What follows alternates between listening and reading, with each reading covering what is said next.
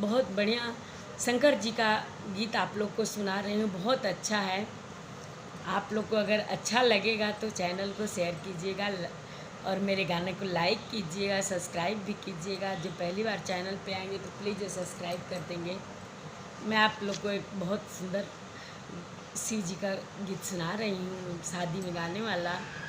झनर मनर कमंडल बाजेला दूतन की बरियात, शिवजी जे चलेला गौरा बियाहन, गरवा सरप के राहार रे माई।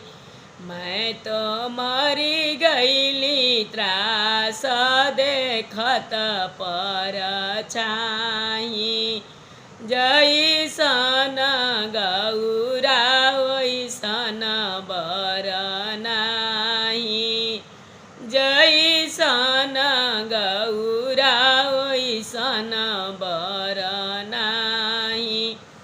परिछन बहर भैली सासु मादागिनी, सरप छोड़ेला फुफुकार रे माई। मैं तो मरी गईली त्रास देखत पर छाही, जैसन गौरा वैसन बर नाही। गौरा ले मोड़ब, गौरा ले मो बूढ़ब, गौरा ले मो खिलबो पताल रे माई। मैं तो मरी गईली त्रास देखत पर छाही, जैसन गौरा वैसन बर नाही। कलशाय लोता होई के बोलेली गौरा देई, सुनाया मायर जहमार रे माई। मैं तो मरी गईली त्रास देखत पर छाही, जैसन गौरा वैसन बर नाही। जनिया उड़हु, जनिया बूढ़हु, जनिया खिलहु पताल रे माई।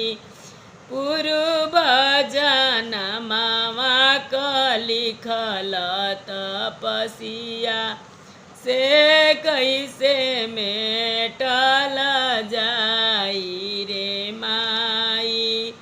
मैं तो मरी गईली त्रास देखत पर छाही, जैसन गौरा वैसन बर नाही। परदाय लोता होई के बोलेली गौरा दे, ए सुना शिवयर जहमार रे माई। मैं तो मरी गईली त्रास देखत पर छाही, सरप देखी डेरई बुए बेटी, भभूति देखी जय छार, सवती बिरह कैसे सहबुए बेटी। सुनाहु वर जहमार रे माई। मैं तो मरी गईली त्रास देखत पर छाही, जैसन गौरा वैसन बर नाही। मोरा लेखे आग्रे कचंद सरप मोरा लेखे आग्रे कचंदन भभूति मोरी अहिवात भभूति मोरी अहिवात सवत मोरा लेखे सखिया सले हर भली विधि भुगुत बराज रे माई मैं तो मरी गईली त्रास देखत पर छाही जैसन गौरा वैसन बर नाही परदाय लोत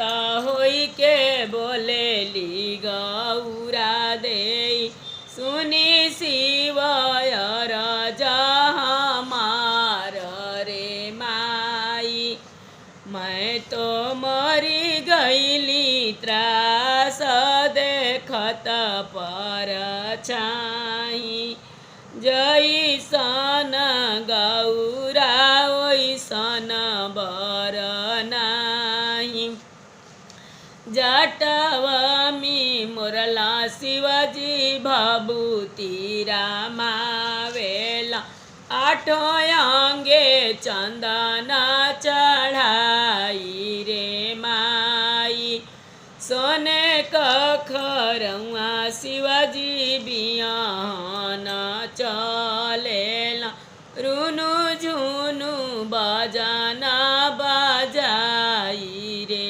माई मैं तो मरी गईली त्रास देखत पर छाही जैसन गौरा वैसन बर नाही कहाँ बाड़ी सासु कहाँ बाड़ी सरज अब रूप देख सुहामार रे माई मैं तो मरी गईली त्रास देखत पर छाही जैसन गौरा वैसन बर नाही जैसन गौरा वैसन बर नाही।